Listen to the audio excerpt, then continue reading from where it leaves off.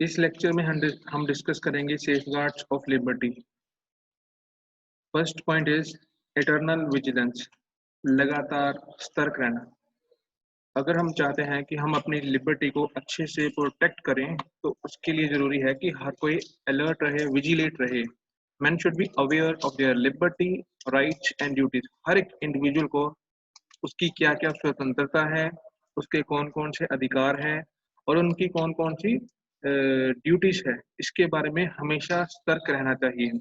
अगर कोई व्यक्ति अपने अधिकारों के बारे में अलर्ट नहीं होगा, अपनी ड्यूटीज के बारे में अलर्ट नहीं होगा, अवेयर नहीं होगा, तो अल्टीमेटली क्या होगा कि जो उसके राइट्स है, ड्यूटीज हैं, लिबर्टी है, वो उसको कहीं ना कहीं खो देगा। तो इसीलिए it is a duty of every individual to be eternal vigilance, मतलब हर वक्त वो विजिलेंस रहे, अपने आप को सतर्क रखे, ताकि उसको पता चलता रहे कि समाज में रहते हुए, देश में रहते हुए उसके कौन कौन से अधिकार बनते हैं और उसको उन अधिकारों के लिए हमेशा लड़ना चाहिए। Second point is democratic government, लोकतांत्रिक सरकार। So when we say democratic government, it means we are talking about such system that provides appropriate atmosphere for every individual in which he can grow, overall.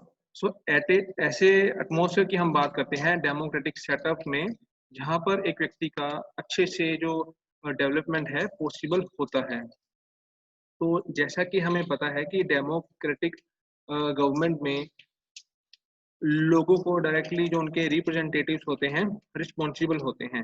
कारण उनका ये है क्योंकि जो representatives हैं वो लोगों के द्वारा ही चुने जाते हैं और लोगों के पास इतना भी अधिकार होता है कि वो उनको किसी भी वक्त चेंज कर सकें और लोग अपनी लिबर्टी को एक्सप्रेस कर सकते हैं, अपने विचारों को, अपने व्यूज को शेयर कर सकते हैं।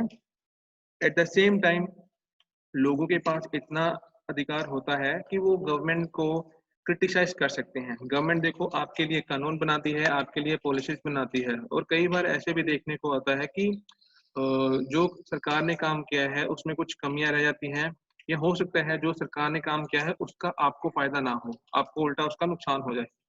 देन आपके पास इतना अधिकार होता है कि आप उसको क्रिटिसाइज कर सकते हो। तो जब हम बात करते हैं डेमोक्रेटिक सेटअप की, तो वहां पर तो देखो हमने डायरेक्टली बोल दिया democracy. Democracy means rule by the people, लोकतंत्र, लोगों का शासन, ये इसका मतलब है। इसके अपोजिट हमें बहुत सारे ऐसे भी सिस्टम्स देखने को मिलते हैं जहां पर लोगों की जो राइट्स है, लिबर्टी है, उसको कोई भी मतलब इतना ज्यादा तवज्जो नहीं दिया जाता। जैसे मोनार्की सिस्टम, पुराने टाइम में आपको पता है किंग और queen head of the state होते थे और हेड ऑफ द गवर्नमेंट भी वही होते थे। तो जैसा वो चाहते थे वैसा ही उनकी स्टेट्स में हमें देखने को चलता था और अरिस्टोक्रेसी सिस्टम देखने को मिलता था, डिक्टेटरशिप, तानाशाही कई बार देखने को मिलती थी। तो ऐसे में लोग अपने अधिकारों की बात नहीं कर सकते थे क्योंकि ऐसे सिस्टम में जो पावर्स होती है वो कंसंट्रेट होती है टू अ सिंगल इंडिविजुअल और अ फ्यू इंडिविजुअल। जो सारी शक्तियां होती है कि देश कैसे चलेगा वो सिर्फ और सिर्फ एक ही व्यक्ति डिसाइड करता है और कुछ ही व्यक्ति डिसाइड करते हैं। कोई भी वहां पे कानून नहीं होता, जो उनके द्वारा कानून होता है या जो उनको ठीक लगता है उसी के द्वारा उनकी स्टेट काम करती है। और क्योंकि वो आंसरेबल नहीं होते किसी को भी, और इसीलिए वो मतलब किसी की लिबर्टी का भी ख्याल नहीं रखते, किसी को वो पूर्ण रूप से बोलने की आज़ादी नहीं देते। तो इसीलिए जो डेमोक्रेटिक सेटअप गवर्नमेंट होगी वहां पर लोगों की जो स्वतंत्रता होती है, लिबर्टी होती है, उसका अच्छे से बचाव होता है। Third point is cooperation between people and the government, लोगों के बीच में और सरकार के बीच में तालमेल। गवर्नमेंट जो होती है वो हर एक इंडिविजुअल की लिबर्टी को प्रोटेक्ट करती है और ये काम सरकार तब करेगी आपके लिए जब आप गवर्नमेंट्स की को पूरी तरह से कोऑपरेट करोगे। अगर आप गवर्नमेंट्स की तरफ से आए डायरेक्शंस को अच्छे से फॉलो नहीं करोगे, गवर्नमेंट्स की तरफ से बनाए गए कानून को फॉलो नहीं करोगे, तो अल्टीमेटली फिर क्या होगा? गवर्नमेंट फिर अपनी पावर्स का इस्तेमाल दिखाएगी, क्योंकि गवर्नमेंट के पास आपको पता है कि फोर्सफुल पावर होती है, कोर्सिव पावर होती है।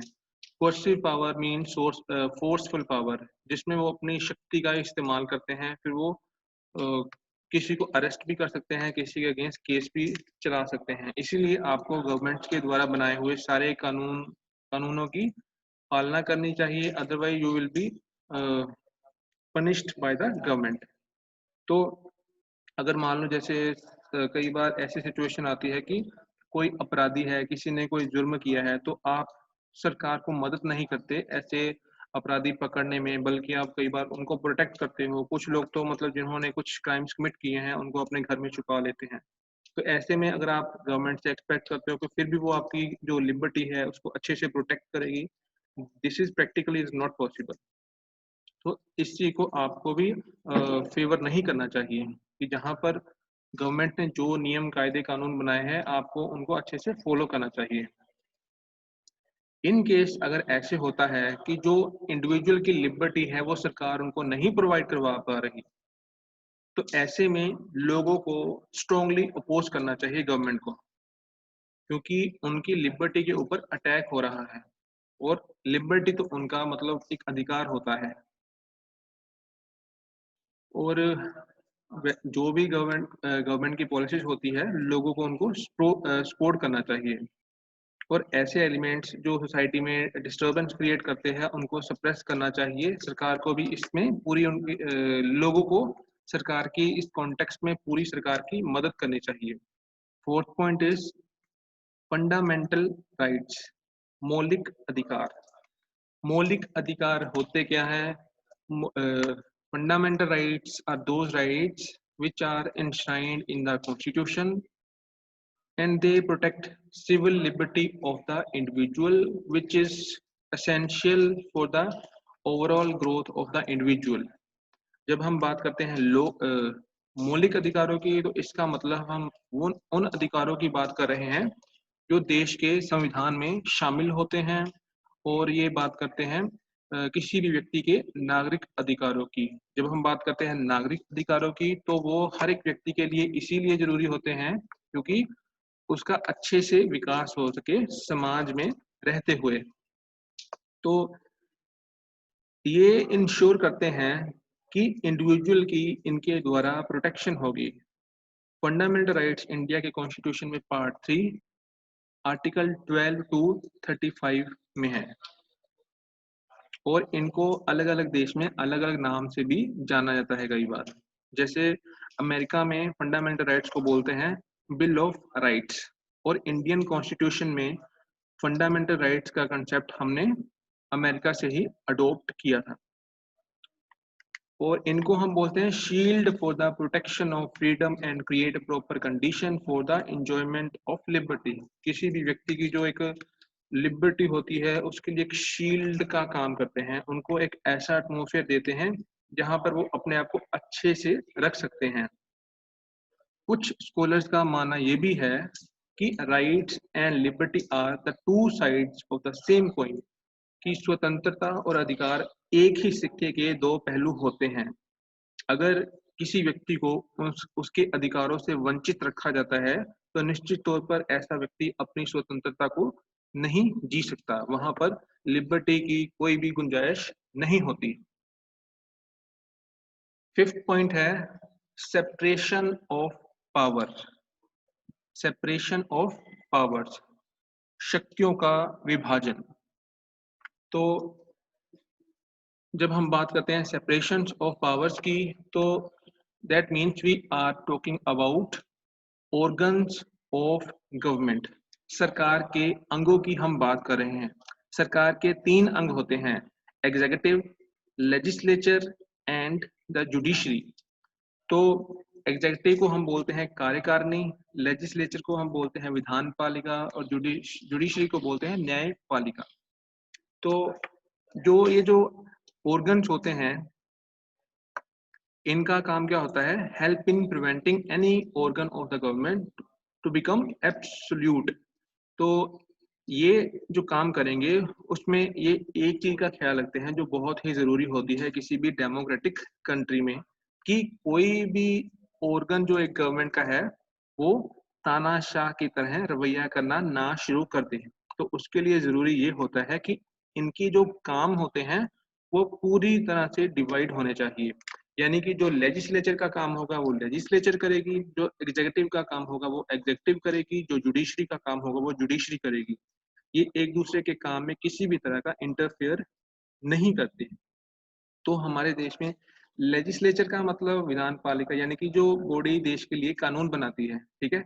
एग्जीक्यूटिव का मतलब जो मंत्री होते हैं उनको हम एग्जीक्यूटिव बोलते हैं, या मिनिस्टर बोल सकते हैं, काउंसिल ऑफ मिनिस्टर का नाम दे सकते हैं, मंत्रिमंडल बोल सकते हैं, और जुडिशरी न्यायपालिका बोलते हैं। तो जो हर एक ऑर्गन होता है वो सेपरेटली काम करता है। अब यहाँ पर रेफरेंस दिया है फ्रेंच स्कॉलर का। फ्रांस के एक विद्वान है, उनका नाम है मोंटेस्क्यू। मोंटेस्क्यू, तो इन्होंने सेपरेशन ऑफ पावर की थ्योरी दी थी, सेपरेशन ऑफ पावर, जिसमें वे ये बोलते हैं कि जो एग्जीक्यूटिव है और जुडिशरी है, इनको सेपरेटली काम करना चाहिए। अगर ये सेपरेटली काम करेंगे तो ये अच्छे से लोगों की जो लिबर्टी है उनको ये बचा सकते हैं, लोग अच्छे से ऐसे एटमॉस्फेयर में ग्रो कर सकते हैं। तो इंडिया के कॉन्स्टिट्यूशन में भी सेपरेशन ऑफ पावर्स की बात की गई है। इंडिया का आर्टिकल 50 जो है वो इसी की बात करता है, separation of power between executive and judiciary, कार्यकारिणी और न्यायपालिका के बीच में शक्तियों का विभाजन। आर्टिकल 50 जो कॉन्स्टिट्यूशन का पार्ट 4 है उसमें ये लिखा हुआ है आर्टिकल। नेक्स्ट पॉइंट है इंडिपेंडेंट जुडिशरी। जो आपके देश की जुडिशरी होती है, न्यायपालिका होती है, वो इंडिपेंडेंट होनी चाहिए, वो पूरी तरह आज़ाद होनी चाहिए। क्योंकि जब हम बात करते हैं लिबर्टी की या राइट्स की, तो सबसे ज़्यादा अगर प्रोटेक्ट किया जाएगा इनको, तो वो करेगी हमारे देश की जुडिशरी। तो कॉन्स्टिट्यूशन में प्रोविजंस, प्रावधान ऐसे होने चाहिए जिससे ये एकदम क्लियर कट होना चाहिए कि देश की जुडिशरी पूरी तरह से इंडिपेंडेंट है। इंग्लैंड के केस में वो पूरी तरह इंडिपेंडेंट नहीं होते, बट इन इंडिया आपको जुडिशरी पूरी तरह इंडिपेंडेंट काम करते हुए देखने को मिलेगी। इसका सबसे बड़ा जीता जाता सबूत ये है कि जो भी जजेस की अपॉइंटमेंट होती है उसमें सरकार का कोई भी किसी भी तरह का रोल नहीं होता है। जजेस खुद ही डिसाइड करते हैं कि नेक्स्ट जज कौन होगा सुप्रीम कोर्ट का या हाई कोर्ट का। तो इसीलिए कई बार बोला जाता है ना कि जज का बेटा जज बनता है, तो वो अपने मतलब कई जो नियरर एंड डियरर है उनको सपोर्ट करते हैं। खैर ऐसा मतलब रेयर ऑफ रेयर केसेस में ही होता है, हर एक अपनी पोटेंशियल के साथ ही यहाँ पर आता है। तो जुडिशरी जो है हमारी इंडिपेंडेंटली काम करे, तो इसके लिए बहुत सारे मोड्स जो होते हैं उनको फॉलो किया जाना चाहिए। फर्स्ट तो यही होता है कि जो देश की जुडिशरी है उनकी अपॉइंटमेंट इंडिपेंडेंटली होनी चाहिए, विदाउट एनी पार्शियलिटी होनी चाहिए।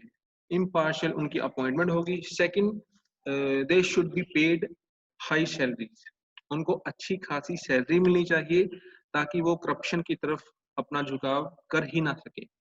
एंड जब उनकी सर्विस कंप्लीट होती है तो उनको पेंशन भी मिलनी चाहिए, और अच्छी खासी पेंशन मिलनी चाहिए, और in fact they get a handsome pension.